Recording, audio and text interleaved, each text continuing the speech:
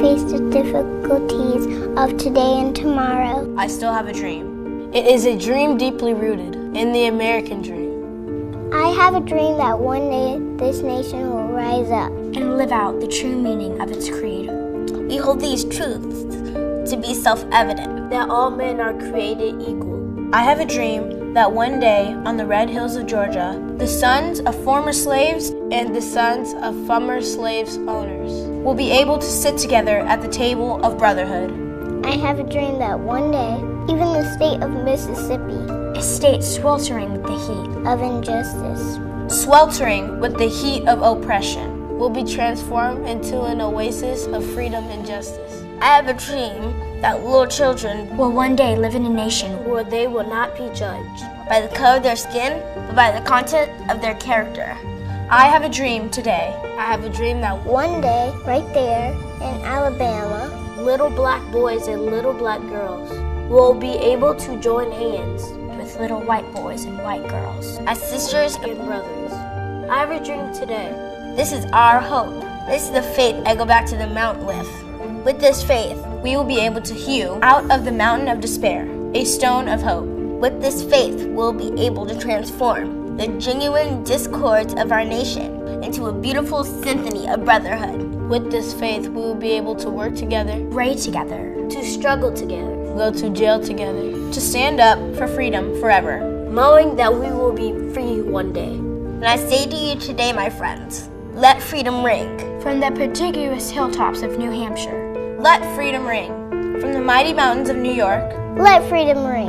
From the mighty Alleghenies of Pennsylvania, let freedom ring. From the snow-capped Rockies of Colorado, let freedom ring. From the curvaceous slopes of California, but not only there, let freedom ring. From the Stone Mountain of Georgia, let freedom ring. From Lookout Mountain in Tennessee, let freedom ring. For every hill and molehill in Mississippi, from every mountainside, let freedom ring. When we let it rain from every village and hamlet, every state and every city, we will be able to speed up that day when all of God's children, black man and white man, Jews and Gentiles, Protestants and Catholics, will be able to join hands and sing, in the words of the old Negro spiritual, free at last. Free at last. Thank God Almighty, we're free at last.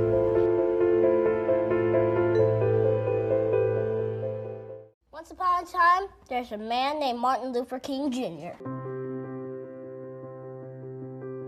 It's funny to think about because now we know his name so well, but at one time he was just a kid. Like maybe you're a kid watching this. Well, he was a kid too. Well, maybe you're a grown-up. That's okay too. Former kids are welcome here. I don't discriminate. Martin Luther King grew up to be a great man, of course, but things weren't all that great in the world while he was growing up. Not everybody was treated like they were somebody. And I believe that you should treat everybody like it's their birthday. But they didn't do that. People looked at the color of their skin. And that's how they decided if they were friends or not. Not cool, man. That didn't make him feel good. That didn't make anybody feel good. But his parents helped him grow up. He went to church. He learned about love. He grew up to be a minister to help a lot of people. He did all sorts of cool stuff. He helped a lot of people learn about love too. But still, he looked around and said, things should be better. He wanted to change things, so he did stuff. He decided, instead of spreading the hate, he would spread the love. He wanted to bring people together. Where people were hurting, he stepped in to help. He marched with them, he walked with them. He walked arm in arm with everyone. Sometimes it didn't go well, but he kept going. Sometimes he ended up in prison, but he kept going. Some people didn't like him, but he kept going. Some days were hard, but he kept going. Love does that, it just keeps going, even when things are dark. And, well, I don't like this part of the story, but things did get pretty dark. Someone who didn't agree with him shot him. He died in April 1968. Now keep pressing it. Why are you telling us this sad story? Come on. I know. Look, I'm sorry, but it happened. I don't like that happened. Now I gotta tell you something. When things aren't awesome, it can be tough. And things won't always be awesome, but your response can be. Martin Luther King's response? It was awesome. Today I just wanted us to think about this. Isn't it cool that we can change things? Like any of us, anybody. He dreamed and he changed things. And he dreamed and he kept sharing his dreams. They became not just his dream, a lot of people's dream. Like this one. I have a dream that little black boys and black girls will join hands with white boys and white girls and become sisters and brothers. That's a pretty good dream. Let's dream like that. That could change things.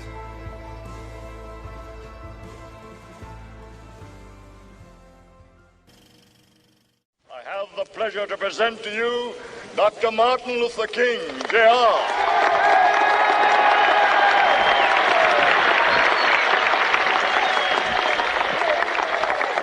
I am happy to join with you today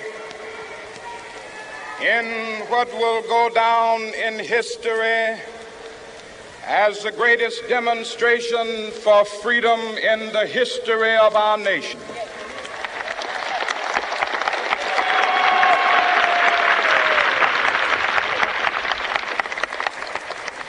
Five score years ago, a great American in whose symbolic shadow we stand today signed the Emancipation Proclamation. This momentous decree came as a great beacon light of hope to millions of Negro slaves who had been seared in the flames of withering injustice. It came as a joyous daybreak to end the long night of their captivity. But 100 years later, the Negro still is not free. 100 years later, the life of the Negro is still sadly crippled by the manacles of segregation and the chains of discrimination. 100 years later, the Negro lives on a lonely island of poverty. I have a dream that one day this nation will rise up and live out the true meaning of its creed. We hold these truths to be self-evident, that all men are created equal.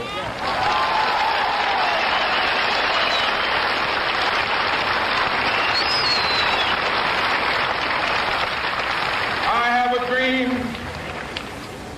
that one day on the red hills of Georgia, the sons of former slaves and the sons of former slave owners will they be able to sit down together at the table of brotherhood. I have a dream that one day,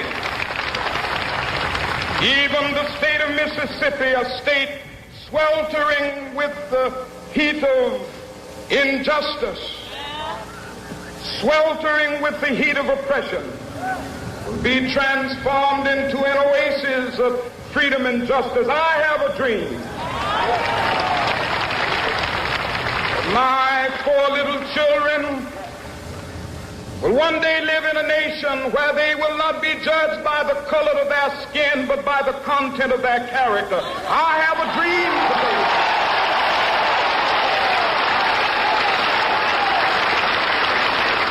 I have a dream that one day, down in Alabama, with its vicious racists, with its governor having his lips dripping with the words of interposition and nullification. One day right there in Alabama, little black boys and black girls will be able to join hands with little white boys and white girls as sisters and brothers. I have a dream today.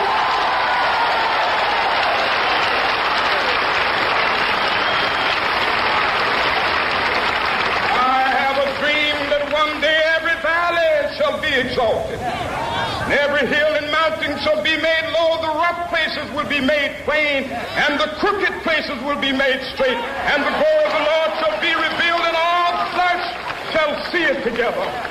This is our hope. This is the faith that I go back to the South with. With this faith, we will be able to hew out of the mountain of despair a stone of hope. With this faith, we will be able to transform the jangling discords of our nation into a beautiful symphony of brotherhood. With this faith, we will be able to work together, to pray together, to struggle together, to go to jail together, to stand up for freedom together, knowing that we will be free one day.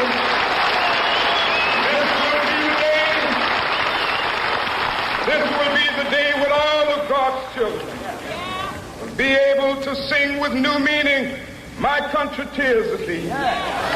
Sweet land of liberty, of thee I sing. Land where my fathers died, land of the pilgrim's pride. From every mountainside, let freedom ring. And if America is to be a great nation, this must become true. And so let freedom ring. From the prodigious hilltops of New Hampshire, let freedom ring. From the mighty mountains of New York, let freedom ring. From the heightening Alleghenies of Pennsylvania, let freedom ring. From the snow-capped Rockies of Colorado, let freedom ring. From the curvaceous slopes of California. But not only that, let freedom ring from Stone Mountain of Georgia. Let freedom ring from Lookout Mountain of Tennessee. Let freedom ring from every hill and molehill of Mississippi, from every mountainside. Let freedom ring, and when the capital,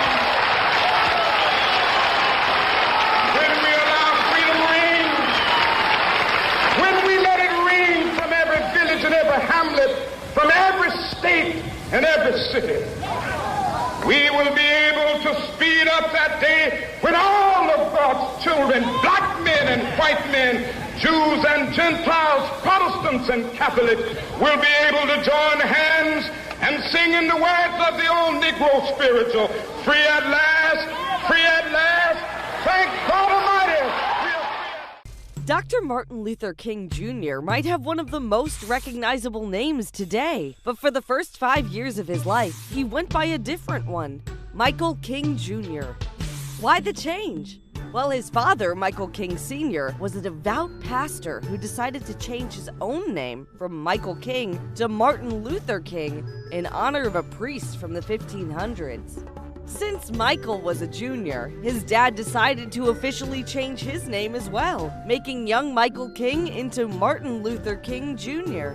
At just 15 years old, MLK enrolled in Morehouse College, an all-black, all-male school in Atlanta. King graduated at 19 with a degree in sociology and decided to follow in his family's footsteps and join the ministry. This took him to Crozer Theological Seminary in Pennsylvania, where apparently his natural skills as an orator were still developing. Poor Martin Luther King Jr. got a C and a C+ in public speaking classes. After graduating from college, King married the love of his life, moved to Alabama, and became a full-time minister. And somewhere along the line, MLK figured out how to give a good speech. For over a decade, Dr. King gave over 2,500 speeches about segregation, racism, and inequality in America, gathering more attention and support as he fought. He became active in the civil rights movement during the 1950s and 60s. He took part in boycotts, led marches, and organized demonstrations protesting the unfair treatment of African Americans. For his efforts, MLK was harassed, surveilled, slandered, and arrested 29 different times. But he was also seen by many as a spokesman and a leader for the American civil rights movement. King's most famous speech is also one of the most well-known in American history, the I Have a Dream speech. He gave the address in August of 1963 at the Lincoln Memorial to a crowd of about 250,000 people, and many more watching at home. The speech became a defining moment of the civil rights movement and has gone down as one of the most iconic speeches in U.S. history. Not too bad for a former C student in public speaking. Martin Luther King Jr. was now the unquestioned face of the civil rights movement. Let's talk about one of the most powerful documents of the civil rights movement. Letter from a Birmingham jail. In April of 1963, Dr. Martin Luther King Jr. was arrested in Birmingham, Alabama, for leading nonviolent protests against segregation. While in jail, he wrote a letter, but not just to anyone. He was responding to a group of white ministers who, for their time, would have been considered moderate or even progressive. These ministers they weren't outright segregationists, but they criticized King's actions as untimely and too extreme. King's response? Well, it turned the tables. He argued that the biggest obstacle wasn't the KKK or the violent racists, the so-called white moderates, the one who preferred order over justice, and told black people to wait for a better time. Letter from a Birmingham jail is a challenge. King reminded us that justice delayed is justice denied. And silence in the face of injustice is not neutrality, it's complicity. And that's why letter from the Birmingham jail speaks so powerfully today. He was imprisoned for 27 years, but his spirit never was. Born in apartheid South Africa, Nelson Mandela faced brutal racial injustice. As a young lawyer and activist, he was arrested for fighting against white supremacy. Locked in a small cell on Robben Island, he endured hard labor and isolation. Yet Mandela emerged not bitter but stronger, ready to unite a divided nation. In 1994, he became South Africa's first black president, leading with forgiveness, not revenge. True strength is not in how long you suffer, but in how deeply you rise to heal a broken world. Nelson Mandela's journey proves that peace can follow even the longest storm. He was imprisoned for... I have fought against white domination, and I have fought against black domination. I have cherished the idea of a democratic and free society in which all persons will live together in harmony and with equal opportunities.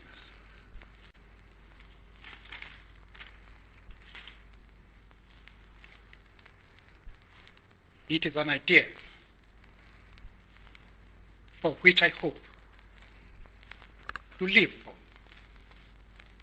and to see realized. But my Lord, if it needs be,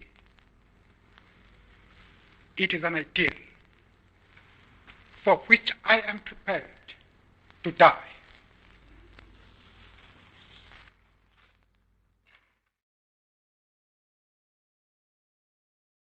I have spent a long time in prison and wasted away the most productive years of my life.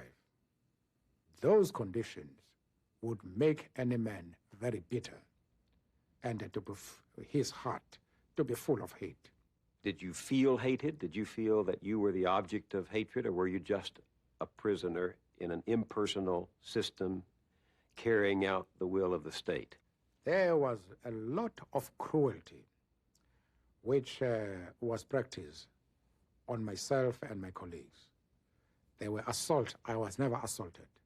You must also understand that the warders who worked with us are themselves workers, are themselves human beings with problems, who are also exploited, the victims of the system. And one of our objectives was to ensure that we improve the relations between ourselves and these warders, help them in their own problems. And in that way, you forget about anything that is negative, like hate. You are dealing with human beings and you want to live in peace with these people. You want them also to go and spread the same message to their own people as we want to spread to our own people. And in that situation, it's very difficult to find room for hate.